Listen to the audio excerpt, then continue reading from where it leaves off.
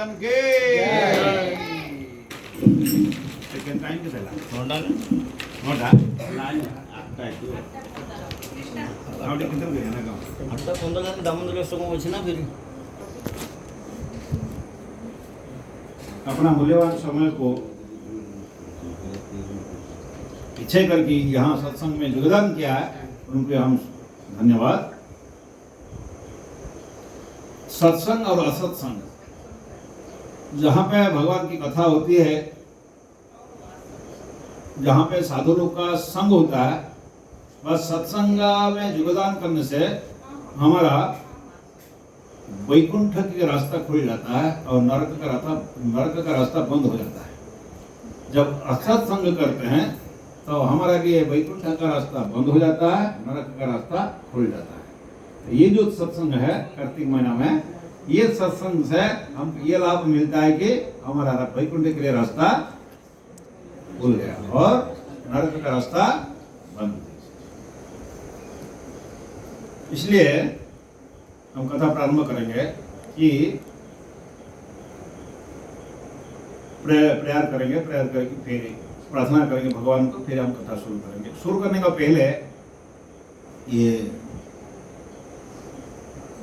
सुतुक नैमिषारण्य में 88,000 मुनि ऋषि सुत गोस्वामी को प्रश्न पूछते हैं कि कलि युग में लोगों का कल्याण कैसे होगा, मंगल कैसे होगा, उद्धार कैसे होगा। वहां पे जो मुनि ऋषि लोग बैठे हुए थे कथा सुनने के लिए, उसको त्रिकालदर्शी थे। उन कलि युग का भविष्य उनको पता चल गया कि कलि युग में कैसे भयंकर स्थिति पैदा होगा और ये भयंकर परिस्थिति से उनको उद्धार कैसे, उनका मंगल कैसे होगा, कल्याण कैसे होगा, जन्म मृत्यु जरा व्याधि से पार कैसे होंगे, ये प्रश्न पूछते हैं। क्योंकि कलि युग में प्रायण अल्पायुष सभ्या कलावस्मि युगे जना मंद सुमंद मंदयो मंद भाग्य ही उपद्रुता। इस श्रीमद् भागवत में वर्णन किया गया है कलि युग में लोग का अल्पायु होंगे, अल्पायु। अभी कलि युग का परमायु जो है 100 साल है, लेकिन अभी घटते घटते 50, 60, 70 आ गए। अभी घटते घटते घटते 12 साल तक आ जाएगा। 12 साल से मनुष्य विवाह करेगी, संसार करेगी, वृद्ध होगी, मर जाएगी 12 साल में। ऐसा भविष्य पुराण में लिखा हुआ है। तो कलि युग जो भविष्य को देखते हुए अल्पायु मंद बुद्धि उनका मंद रहेगा, मतलब सब कंप्यूटर में रहेगा, बुद्धि नहीं मोबाइल में रहेगा। तो उसी प्रकार ये लोगों का कल्याण मंगल देखते हुए प्रश्न पूछते हैं। तो सुत गोस्वामी प्रश्न का जवाब क्या देते हैं कि कलि युग का मंगल कल्याण कैसे होगा, भगवान की कथा सुनने से। जो हम कथा श्रवण करेंगे राधा दामोदर का, जो कार्तिक महीना में विशेष लीला, भगवान की लीला हुआ है। तो श्रृणतांस कथा कृष्ण पुण्य श्रवण कीर्तन हृदंतस्थो हि अभद्राणि विधोनुति श्रुसता। सुत गोस्वामी इसका प्रश्न का जवाब देते हैं कि लोक का मंगल कल्याण कैसे होगा। श्रृणतांस कथा कृष्ण का स्वकथा सुनना है, कृष्ण का अपने कथा व निज कथा सुनना। ये श्रृणतांस कथा कृष्ण पुण्य श्रवण कीर्तन, कृष्ण की कथा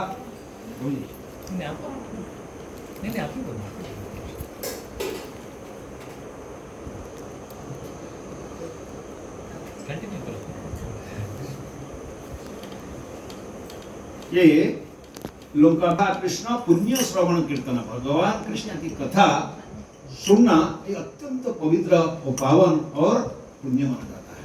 संसार में हम जो सोचते जो ये मंदिर जाने से पुण्य मिल जाएगा, दान करने से पुण्य मिल जाएगा, वस्त्र दान करने से पुण्य मिल जाएगा, ये सब पुण्य जो है भगवान की कथा श्रवण से मिल जाता है। इसलिए बता गया श्रृणतांस तथा कृष्ण पुण्य श्रवण कीर्तन, भगवान की कथा सुनना अत्यंत पुण्य, पुण्य से पुण्य है, पावन से पावन है। इसलिए कार्तिक मास में हमें पवित्र कथा सुनेंगे कि इस संसार में भगवान को चार जो चीज है, चार वस्तु अत्यंत प्रिय है। तो क्या क्या है पता है? पद्मपुराण में बता गया, वनस्पति नाम तुलसी, मासानां कार्तिक प्रिया, एकादशी तिथि नाम च क्षेत्राणां क्षेत्र मम। जितना है वनस्पतियां हैं, वो वनस्पति से तुलसी जो है भगवान को अत्यंत प्रिय है। इसलिए तुलसी दल हम भगवान के चरण में अर्पित करते हैं, और जो भोग लगाते हैं भगवान के तुलसी अर्पण, वो भोग के ऊपर तुलसी दल से भगवान को अर्पण किया जाता है, नहीं तो भगवान स्वीकार नहीं करते। आप जानते होंगे तुलसी, इसलिए जितना ही वनस्पतियां हैं सबसे उत्तम भगवान अत्यंत प्रिय है तुलसी। और जितना ही मास है, कार्तिक मास, 12 मासों से कार्तिक मास जो है भगवान को अत्यंत प्रिय है। और एकादशी तिथि नाम च, जितना तिथियां हैं एकादशी तिथि भगवान कृष्ण को अत्यंत। और क्षेत्राणां श्री क्षेत्र मम, जितना ही पुण्य क्षेत्र है सबसे उत्तम क्षेत्र है भगवान ये जगन्नाथपुरी। ये पद्मपुराण है। तो इसमें से समय लेट हो गया, इसमें से 2-3 कथा। तुलसी महारानी भगवान को कैसे अत्यंत प्रिय है, और कार्तिक मास भगवान को कैसे अत्यंत प्रिय है। ये 2 विषय चर्चा करेंगे हम। राधा दामोदर के बारे में चर्चा करेंगे। श्रृणुत्वां, भगवान की कथा सुनना अत्यंत पवित्र है, तो पावन है। भगवान की कथा सुनने से वैकुंठ का रास्ता खुल जाता है, नरक का रास्ता बंद हो जाता है। इसलिए हम जो हरे कृष्ण मंत्र कीर्तन किया, भगवान के पवित्र नाम का कीर्तन किया, भजन किया, ये भी उसको कीर्तन करना, उसको भी सुनना, ये बहुत पुण्य है, बहुत पावन पवित्र है। हमारा मन को शुद्धि कर देता है। मंत्र आदित्य मंत्र, ये मंत्र का जप करते हैं, हरे कृष्ण महामंत्र जप करते हैं, कीर्तन करते हैं, हमारा मन में जो कड़मस है, तनाव है, वो रिलैक्स, और मंत्र आदित्य मन को रिलैक्स देता है, आनंद दिलाता है, खुशी दिलाता है मंत्र जो है।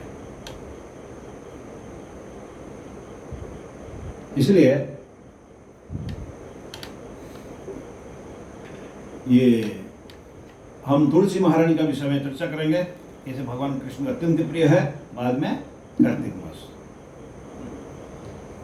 तो एक बार तो क्योंकि कुछ लोग बोलते हैं प्रभु जी वही क्या हमेशा यशोदा मैंने कृष्ण को बांध दिया, हो गया? नहीं, और कुछ है क्या नया? अरे उसी को सुनना है। ये भगवान के पवित्र कथा, उसको सुनते सुनते सुनते सुनते हमारे हृदय में भगवान कृष्ण के प्रति श्रद्धा और प्रेम उत्पन्न होता है। ये चैतन्य महाप्रभु ध्रुव महाराज की कथा 1 बार नहीं, 2 बार नहीं, 3 बार नहीं, 4 बार नहीं, 5 बार नहीं, 108 बार श्रवण किया। तो ऐसे भगवान कृष्ण की कथा हम तो 108 बार जो दामोदर लीला का श्रवण नहीं किया ना, 1 बार, 2 बार, 3 बार किया। तो जितना आप भगवान कृष्ण की कथा श्रवण करेंगे, क्योंकि भगवान की कथा जो है, लीला जो है, ये क्या है ना,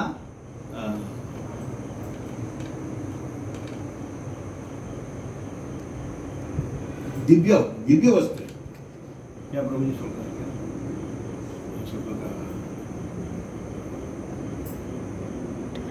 इसलिए हम कथा श्रवण करेंगे तुलसी महारानी भगवान कृष्ण को कैसे अत्यंत प्रिय है।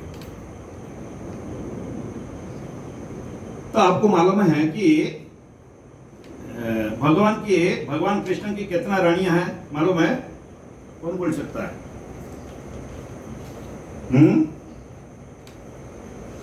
भगवान कृष्ण का कितना रानियां हैं? 108। हाँ 16,000।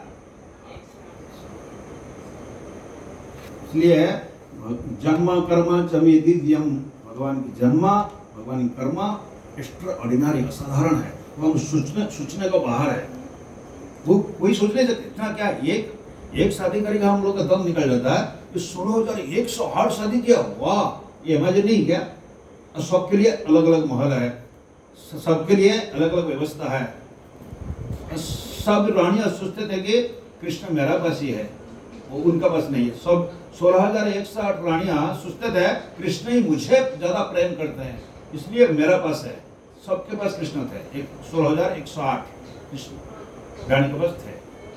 ये भगवान की अद्भुत लीला है, जो असंभव को जो संभव करते हैं, संभव को असंभव करते हैं, वही भगवान है। कोई भी नहीं कर सकता दुनिया में। तो इसमें से जो पाटर रानी है, कितना पाटर रानी है? 8 है, नहीं? जोर से बोलना, साउंड से। वॉल्यूम कम हो गया क्या? कितना पाटर रानी है वो बताइए, इसलिए पढ़ना चाहिए, नहीं?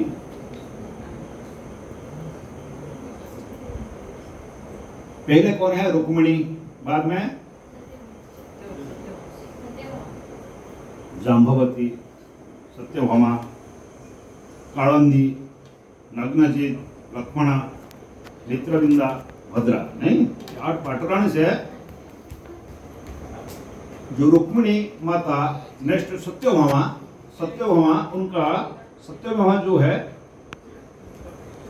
वो भगवान की पाटरानी है, लेकिन वो पिछले जन्म में कोई ब्राह्मण का बेटी था, ब्राह्मण का कन्या था, उनका नाम सुधर्मा। देखिए ऐसे कार्तिक व्रत करके दीपदान पिछले जन्म में एक ब्राह्मण का बेटी था, ब्राह्मण का कन्या था, जिनका नाम सुधर्मा। वो बहुत गरीब थे, सुधर्मा ब्राह्मण, भिक्षा करके अपना जीवन निर्वाह करते थे। और भिक्षा करके अपना परिवार चलाते थे। लेकिन जहां पे भगवान की कथा होती थी वहां पे बाप और बेटे दोनों जाते थे कथा सुनने के लिए। इधर हम कथा बंद कर देंगे, जो उधर कथा बोलेगा वो इधर बैठे कथा सुनेगा, कथा बोलेगा हम लोग सुनना है, ठीक है? डिस्टर्ब नहीं करना है, हैं? जो कथा बोलने वाला है इधर आके बोलेगा, हम उधर बैठे सुनेंगे, ठीक है?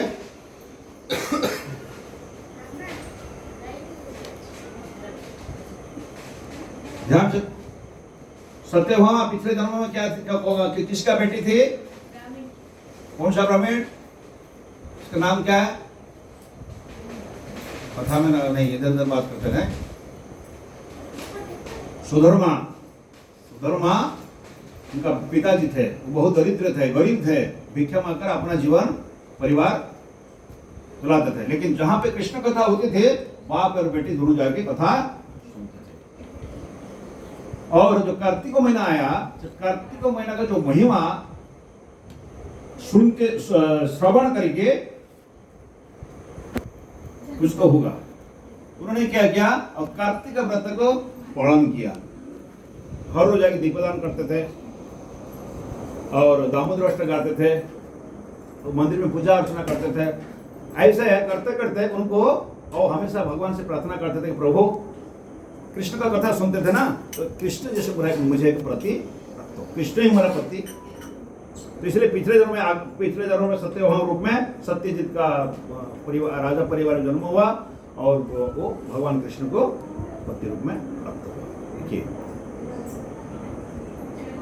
भगवान कृष्ण के कार्तिक महीना में जो कुछ हम करते हैं भगवान के लिए श्रद्धा से, प्रेम से दिया दिखाते हैं, कथा सुनते हैं, व्रत आचरण करते हैं। प्रभु जी प्रेम भक्ति पर बताए 5 चीज जो कार्तिक महीना में करना है, नहीं अगर वो ठीक से करते हैं उनको जो अभिलाष है पूरा होता है और भगवान धाम को। तो ऐसे जो सत्यभामा है उनका एक अहंकार था। अहंकार क्या है ना? धन, ऐश्वर्य, भगवान कृष्ण जैसे पति, और अपना सौंदर्य रूपवती थी, इसलिए उनको बहुत गर्व था, अहंकार था। भगवान कृष्ण को जब पता चल गया तो भगवान कृष्ण सोचने लगे मेरा भक्तों को ऐसे अभिमान अहंकार नहीं आना चाहिए, असुंदर है, इसलिए अहंकार को कैसे मिटाना है, शुद्ध करना है। ऐसे भगवान ऐसे किसी लीला रचना किया, और लीला क्या है, नारद मुनि और भगवान कृष्ण दोनों, तो ऐसे हर रोज नारद मुनि भगवान कृष्ण द्वारका आते हैं भगवान कृष्ण को दर्शन के लिए, उनको प्रणाम करने के लिए। तो नारद मुनि जो है भगवान कृष्ण के जो 16,108 रानियां उनके गुरु थे।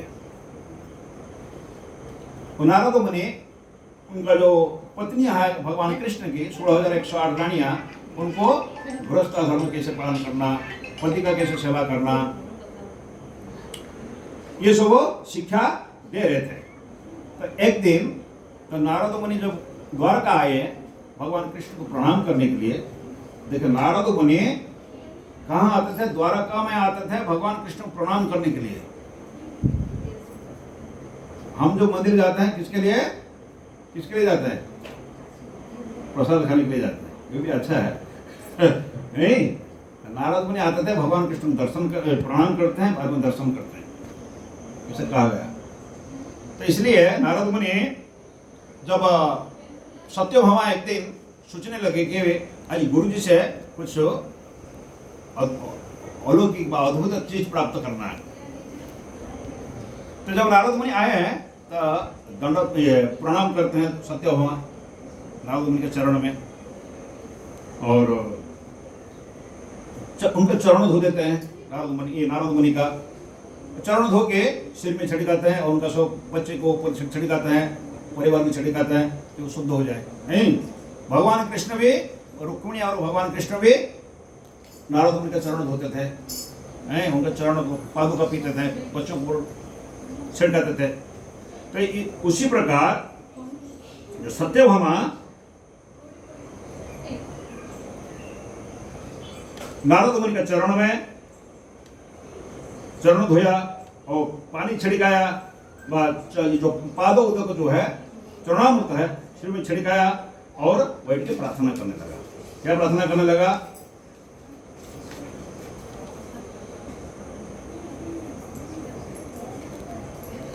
सुनिए, बहुत ये कथा जो है, हाँ, क्यों कि नारद मुनि का चरण धुआ हुआ जड़ जो है, जब भक्तों का चरण धुआ हुआ जड़ जो है, सुनिए, बहुत पवित्र है। भक्त पद धोलियार भक्त पद जल भक्त भुक्त अवशेष तीनी महाबल। भक्त में तीन वस्तु, तीन चीज बहुत सीक्रेट है। क्या सीक्रेट है? भक्त में प्रगति करना है तो क्या करना चाहिए? भक्त पद धूलि, भक्तों का जो शुद्ध भक्त को चरण धूलि सिर पे धारण करना है, ये सीक्रेट है तीन चीज। और क्या करना चाहिए? भक्त पद जल, भक्त का चरण धोआ हुआ जल अगर सिर में छिड़काएंगे, पाना करेंगे, और भक्ति में बहुत चीजें प्रगति करेंगे। और क्या है? भक्त भुक्त अवशेष, जो भक्त भोजन करने का बाद जो अवशेष बचता है उसको स्वीकार करेंगे तो आप भक्ति में जल्दी से जल्दी प्रगति करेंगे भगवान की प्राप्ति के लिए। तो ये तीन वस्तु जो है भगवान की भक्तों का, शुद्ध भक्तों का चरण धूलि, और उनका चरण धोआ हुआ जड़, और उनका भक्त भुक्त वो जो प्रसाद पाते हैं उनका जो उच्चिष्ट है, तीन ही महाबल है। लेकिन ये सत्य वो हमको पता है कि गुरु जी जो है नारद मुनि हमारे गुरु जी है, उनको कैसे, उनसे वर प्राप्त कैसे करना है, इसलिए उनको प्राप्त है, उनका चरणामृत पीते हैं और उनका उच्चिष्ट खाते हैं, खाए के नारद मुनि से प्रणाम करते हैं। तो नारद मुनि और क्या बोलते हैं कि गुरु जी मुझे आपसे कुछ चाहिए, वर चाहिए। क्या वर चाहिए आपको? ना, मुझे अगले जन्म में मैं कृष्ण को मेरा पति रूप में जैसे प्राप्त हो। पिछले जन्म के मैं एक ब्राह्मण का बेटी था, लेकिन मुझे मेरा तपस्या, कार्तिक महीना में तपस्या का फल का प्रभाव से मुझे भगवान कृष्ण जैसे पति मिला, लेकिन अगला जन्म जैसे कृष्ण मेरा पति रूप में प्राप्त हो। तो नारद मुनि बोले, अच्छा ठीक है। तो फिर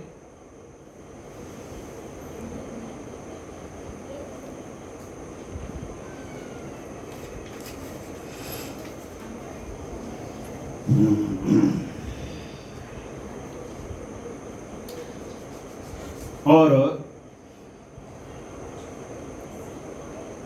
नारद मुनि बताया, देखो सत्यभामा, ये शास्त्र का वचन है, वेद का वचन क्या है कि जब कोई अपना प्रिय वस्तु इस जन्म में उसको गुरु जी वाले से शुद्ध भक्त को दान देता है, तो उसको अगला जन्म में वही प्राप्त होता है। समझ रहे ना? जो प्रिय वस्तु है, हमारा जो प्रिय वस्तु है, गुरु जी को दान देना है। सही है ना? तो सत्यभामा सोचने लगा, सत्यभामा का प्रिय वस्तु क्या है? मोबाइल है। आजकल सबका प्रिय हो गया मोबाइल। पति का प्रिय नहीं, पत्नी का प्रिय पति नहीं है, मोबाइल है। और पति का प्रिय पति नहीं है, मोबाइल है ना? नहीं। अब देखिए, थोड़ा विचार करके देखिए, अंदर से थोड़ा झांक के देखिए, प्रेम कहाँ से है आपका? मोबाइल पर है ना? नहीं। कुछ भी हो, मोबाइल किधर, मोबाइल किधर नहीं। लेकिन सत्यभामा जो है एक आदर्श गृहिणी है, उनसे सीखना चाहिए। उनका प्रिय वस्तु क्या था? कौन बोल सकता है? सत्यभामा का प्रिय वस्तु क्या था? गुरु जी ने बताया, आपका जो प्रिय वस्तु है मुझे दान देना है, अगला जन्म वही प्राप्त होगा आपको। तो भगवान सत्यभामा का प्रिय वस्तु क्या था? है? है? सत्यभामा का प्रिय वस्तु भगवान कृष्ण होंगे स्वामी। तो अगर उनको दान देते हैं नारद जी गुरु जी को, तो अगला जन्म में मिलेगा। ये शास्त्र का वचन है। नारद मुनि बता दिया, नारद मुनि जो बता दिया, क्योंकि सत्य हो रहा, ठीक है, मेरा जो प्रिय वस्तु है वो मेरा पतिदेव है, कृष्ण है, उसको मैं दान दूंगा। तो क्या नारद मुनि ऐसा नहीं चलेगा, संकल्प करो। गुरु जी को दान देने के बाद इसमें लोभ नहीं रखना चाहिए, आप नरक में चले जाएंगे। कोई दान वस्तु का लोभ नहीं रखना चाहिए। कुछ दान दे दिया, उसमें लोभ नहीं रखना चाहिए, रखने से आपको नरक में जाना पड़ेगा। तो देखो, संकल्प करो 3 बार। अगर दान देने का बाद कुछ उल्टा पुल्टा किया तो आपको सीधा नरक में जाना पड़ेगा। यमदूत रेडी है। चित्रगुप्त सबका जो पाप कर्म का चित्र को लेकर गुप्त रखता है, पुण्य कर्म का चित्र को लेकर गुप्त रखता है, उसको चित्रगुप्त बोलते हैं। कितना जन्म किया, क्या पाप किया, उसका चित्रगुप्त चित्र लेकर गुप्त रखता है। संकल्प होने का बाद सत्यभामा क्या क्या अपना पति को, वो रेड्डी थे कृष्ण, जब दान दे दिया तब नारद मुनि पकड़ लिया कृष्ण का, तो भाई चलो चलो मेरा क्या शिष्य बना है ना, चलो चलो चलो चलो, हाथ पकड़े के जो भी हाथ पकड़े कृष्ण को लेके जाने लगे, तो अभी सभी रानियां बाहर आ गए। हमारा पति तुम कहाँ लेके जा रहे हो? नहीं गुरु जी, नहीं, मुझे दान दिया सत्यभामा ने दान दे दिया, दान दे दिया। हमारा ये सब क्या बोलते हैं, ये पति इनका नहीं है, सत्यभामा का, ये सबका है। 16,160 रानियों का है, नहीं आपका सिर्फ नहीं है। अब क्यों कैसे दान दे दिया? झगड़ा करने लगे हैं। जब झगड़ा करने लगे तभी क्या हुआ, क्या हो गया? ये इजमाइल वस्तु है ना, इजमाइल मतलब क्या, अगर आप 10 4-5 भाई है, जगह है, तो सबका अधिकार है, आप बेच नहीं सकते, सही है ना?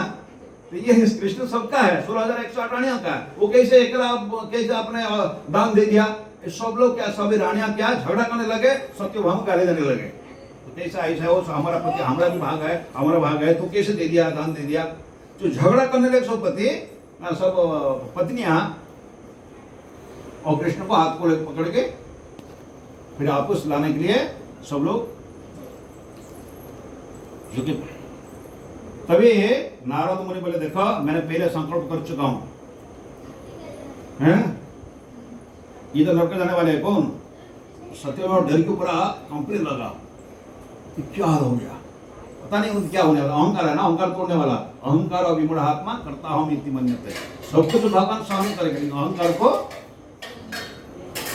धन का अहंकार, रूप का अहंकार, ऐश्वर्य का अहंकार, कभी भगवान सहन नहीं करते। अति दर्प हत लंका, अहंकार से रावण ध्वंस हो गया, अहंकार से बड़ी पाताल चली गई। तो फिर तो नारद मुनि बोला ठीक है काम करा, और कृष्ण का वजन से जितना आप सोना चांदी हीरा मुझे दान दे रहा, मैं लेकर नहीं। तो ये सब राजी हो गया, ठीक है। तो इसलिए बड़ा सा आएगा तराजू, बोलते हैं ना, क्या बोलते हैं उसको? तराजू, हिंदी में तराजू बोलते हैं, तराजू नहीं। तो कृष्णा एक तराजू में बैठ गए एक साइड में, और दूसरे साइड में सत्यभामा का जितना अलंकार था, आभरण था, सब एक एक निकाल के, जो घर में जो स्टॉक था उसको निकाल के पहले रखा। फिर कृष्णा पलड़ा, फिर अपना अलंकार, अपना शरीर से जो आभरण पहना था सब एक एक निकाल के भी डालने लगा। बीप कृष्णा पलड़ा भारी हो गया। फिर दूसरे जो रानियां थे उसी जगह उनके पास जाके फिर क्या करते हैं, उनसे जो गहना था, आभरण था, सब लेके आते हैं।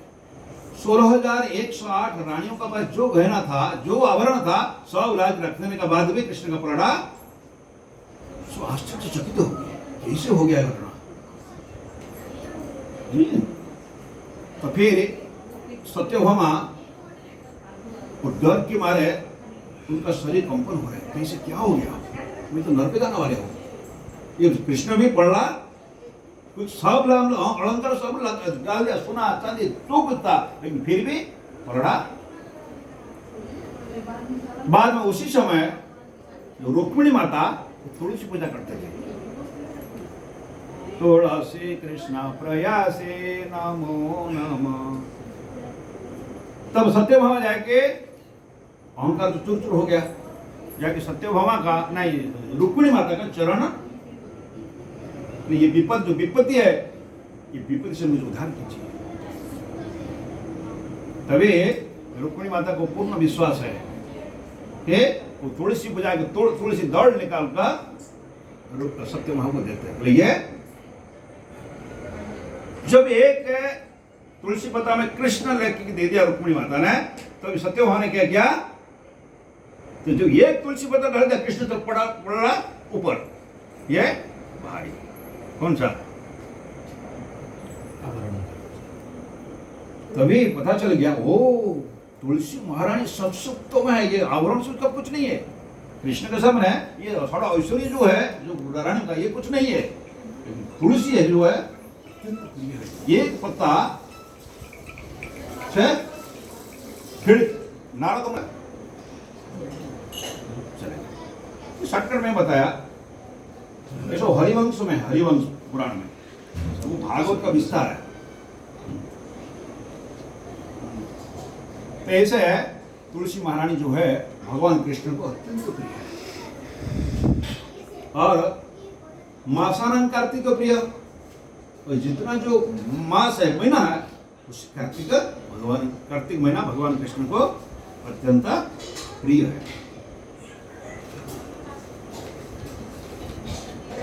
इसलिए बता गया कि कड़ौ कार्तिक मासम सर्वमासेषु च उत्तमम, पुण्यानां परमो पुण्यम, पावनां च पावनम। कड़ौ कार्तिक मास, बड़ी युग में कार्तिक मास है, सर्वमासेषु च उत्तम, सभी मासों से कार्तिक मास सबसे उत्तम मास है, सबसे पवित्र मास है, सबसे पुण्य मास है। पावनम च पावनम, जितना पावन वस्तु है, गंगा में स्नान करना, गंगा में स्नान करना, उससे वह पाप है, उससे पावन है कार्तिक मास, सबसे मंगलमय मास है।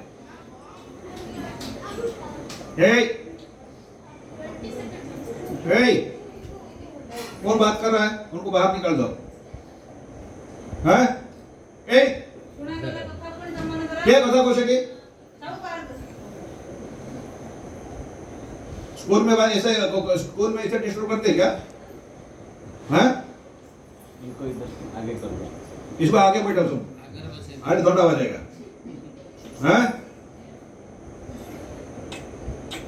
एक बच्चा सबको डिस्टर्ब कर देता है। हैं? इनका दोष नहीं है, दोष हमारा है। बच्चा को संस्कार नहीं देते हैं। नहीं, हमको तो संस्कार मालूम नहीं, बच्चों को कैसे पता चलेगा? नहीं शास्त्र नहीं पढ़ते, गीता नहीं पढ़ते हैं, नहीं संस्कार हमको पता नहीं, बच्चों को संस्कार कैसे मिलेगा?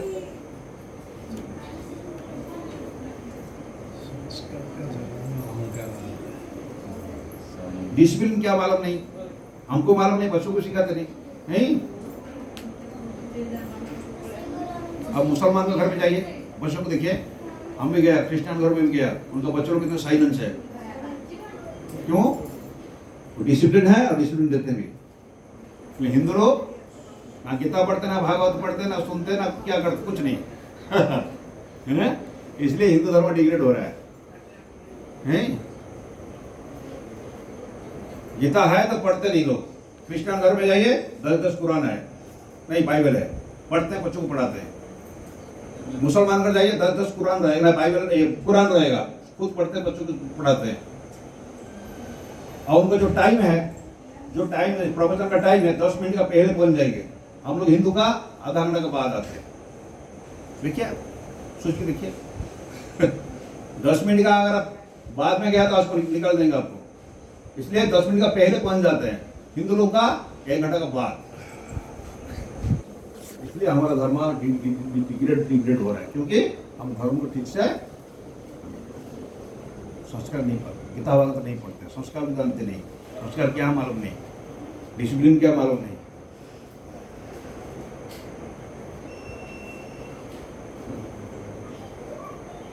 एक बार हमने क्रिश्चियन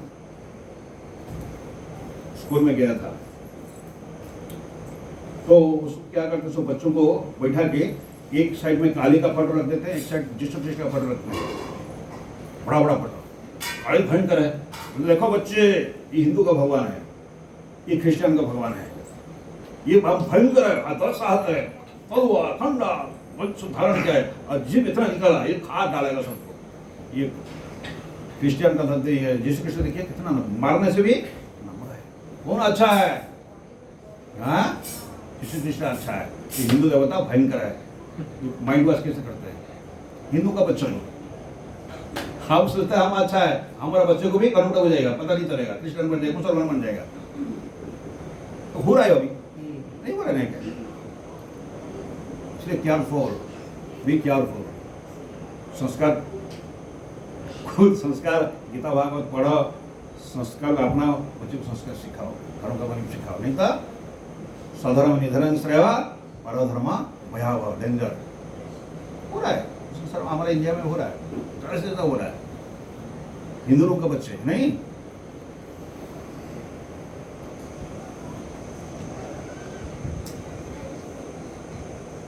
इसलिए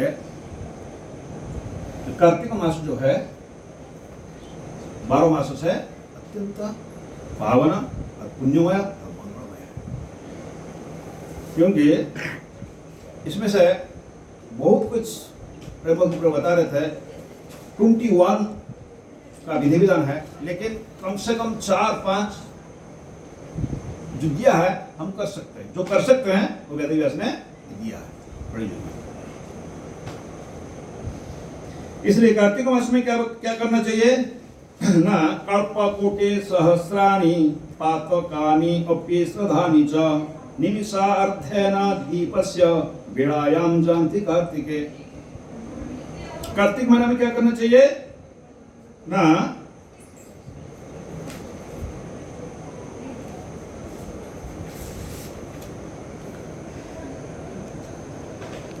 कार्तिके अहं करिष्यामि प्रातः स्नानं गणार्दन। सुबह उठ के स्नान करना चाहिए, प्रातः स्नान ब्रह्म मुहूर्त में। कृत्यर्थ तव देवेश दामोदर मया सह। सुबह उठ के स्नान करके भगवान की पूजा अर्चना करना चाहिए दामोदर का। भगवान का नाम जप करना चाहिए, गीता भागवत पढ़ना चाहिए, कार्तिक में अगर हरे कृष्ण महामंत्र जप करना चाहिए 108 बार। 108 बार करने से 100 माला जप करने का फल मिलता है। बोनस महीना ये जितना करेंगे कंपनी में से बोनस मिलता है ना, तो ये कार्तिक महीना जो है बोनस का मास है। एक कृष्ण बोल जाता है 108 बार 100 बार कृष्ण बोलने का फल लाभ मिलेगा जप करने का। इसलिए कार्तिक महीना जो है सबसे उत्तम, सबसे मंगलमय मास है। इसलिए और तुलसी पूजा करना चाहिए, तुलसी जलदान करना चाहिए कार्तिक महीना में। धाम वास में कम से कम उड़पी जाके आ सकते हैं, भगवान दर्शन करेंगे। ऐसा जो है सुबह उठ के स्नान करना, भगवान की पूजा अर्चना करना चाहिए, भगवान का नाम जप करना चाहिए, गीता भागवत पढ़ना चाहिए, दर्शन में जाके दर्शन करके भगवान आना चाहिए।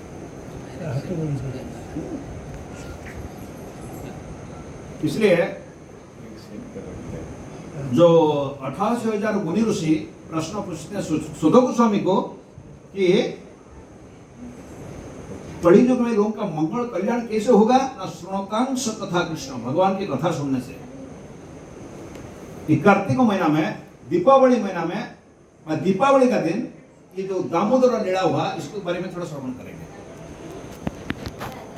समय होगा टाइम कितना लगा? 8:56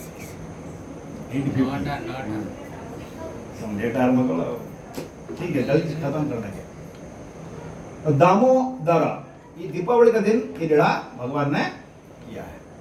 दाम का अर्थ है रस्सी, उदर है पेट। जो भगवान कृष्ण ने यशोदा मैया ने रस्सी से कृष्ण का उदर व पेट को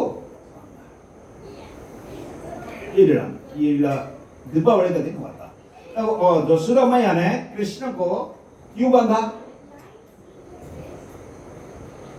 हम जो बच्चों को बांध देते हैं कुछ कारण का नहीं, दंड देते हैं, पनिशमेंट देते हैं, कुछ कारण का वजह देते हैं, कारण का वजह से देते हैं। तो भगवान कृष्ण यशोदा मैया क्यों बांधा ना, ऐसा बता दे। ऐसा श्रीमद् भागवत में इसका वर्णन है, चर्चा करें थोड़ा जल्दी। श्रीमद् भागवत में चर्चा है कि एकदा गृहदासीषु यशोदानंद गेहिनी कर्मांतर नियुक्तासु निर्मंथ स्वयं दधि। एक दिन यशोदा मैया अपना दासा दासी को दूसरे काम में लगा दिया और स्वयं दधि मंथन कर। और कृष्णा नंदो बाबा के घर, नंदो बाबा के पास 9 लाख गायें थे, 9 लाख गाय, और सबके सिंह में सोना का खोल लगा हुआ है और घंटी सोने का। 9 लाख। अभी किसका बस एक गाय है क्या? एक गाय भी नहीं। पहले जमाने में गौ माता घर में रहती थी, कुत्ता बाहर रहता था। अभी कुत्ता अंदर, गाय गौ माता को बाहर निकाल दिया, नहीं चंडाल को। फिर भी 5000 वर्ष के पहले नंदो बाबा के पास 9 लाख गायें थे। और कृष्ण क्या करते थे? अपना घर का दही दूध माखन नहीं खाते थे, दूसरे घर में चोरी करी खाते थे। क्यों नहीं खाते थे?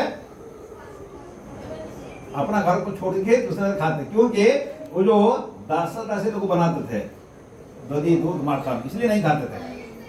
तो गोपी लोग प्रेम से बनाते थे, इसलिए प्रेम से दूध दही माखन बनाते थे। इसलिए कृष्ण क्या करते? घर में नहीं खाते हैं, क्योंकि वो दासी बनाते हैं, चक्कर नौकर बनाते हैं।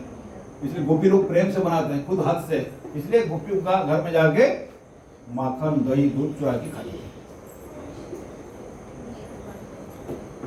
इसलिए इसमें सीखा क्या मिलता है कि हम खुद बना के भगवान भोग लगाएंगे। दासी बना के भोग नहीं लगाना चाहिए, भगवान स्वीकार नहीं करते। इवन भी जो मार्केट से जो पका हुआ वस्तु है उसको भी लाके भोग नहीं लगाना चाहिए, भगवान स्वीकार नहीं करते।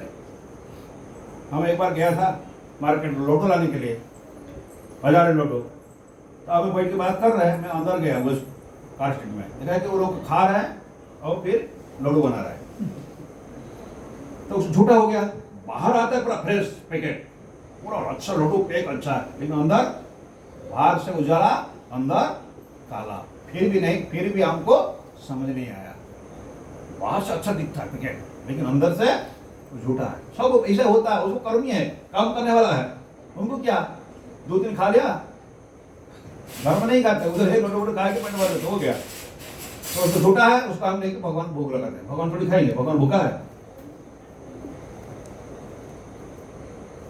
इसलिए पत्र पुष्पम फलम तोयम, घर में अगर कुछ नहीं, पानी ग्लास है, भगवान को श्रद्धा से प्रेम दे दो, भगवान स्वीकार करते हैं।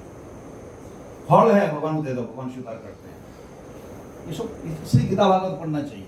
हम जो करते हैं सही है कि गलत है हमको पता नहीं, इसलिए गीता भागवत पढ़ना चाहिए। भगवान ने मनुष्य जन्म दिया है ना, दुर्लभ मनुष्य जन्म, दुर्लभ जन्म मनुष्य जन्म भगवान ने दिया है किसके लिए? भगवान की भक्ति करने के लिए, भगवान की सेवा करने के लिए। नहीं तो फिर पुनरेपि जननम पुनरेपि मरणम पुनरेपि जनने जठरशनम, कुत्ते बिल्ली पेड़ पौधा कीड़े मकोड़े शरीर मिलेगा। तो क्या हुआ, यशोदा मैया नहीं, क्या हुआ, अपना कृष्ण अपना घर में नहीं खाते थे, दूसरे घर में चुरा के खाते थे। इसलिए यशोदा मैया को पता चल गया, तभी क्या किया, दास को दूसरा काम में लगा दिया, सहित दधी मंथन करने लगा। तो उसी समय कृष्ण क्या क्या उठ गए, उठ के रोने लगे, माँ नहीं बाजू में। फिर रोते रोते रोते है, रोते रोते माँ दधी मंथन कर रहे जहां पे, वहां पे आ गए और माँ का साड़ी को पकड़ लेते हैं। माँ भी रुकता नहीं, फिर उसको दही मंथने वाला जो दंड है उसको पकड़ लेते हैं। तो यशोदा मैया सोचने लगे, वाह मेरा लाला को बहुत भूख लग गया, इसलिए खुद बैठ जाती है और कृष्ण को सुला के दूध में दूध पिलाती रहती है। तो उसी समय दूसरे घर में चूल्हा में दूध उबाल रहा है, जो अच्छा अच्छा गाय का दूध है, पद्मगंधा ये गंधा सब गाय का दूध है, उसको इकट्ठा करके कृष्ण को मक्खन बनाने के लिए, दही दूध घी बनाने के लिए दूसरा जगह में चूल्हा में, उसी चूल्हा दूध ऊपर आ रहा है। जब यशोदा में जो पता चल गया तो क्या कृष्ण को नीचे पटक दिया, बड़ी चले। तो भगवान कृष्ण सोचने लगे, अरे मैं अनंत ब्रह्मांड का नायक हूं, मेरे टप को पटक दिया, मेरे से दूध बड़ा हो गया, और सबको सिखाऊंगा मैं। एक पत्थर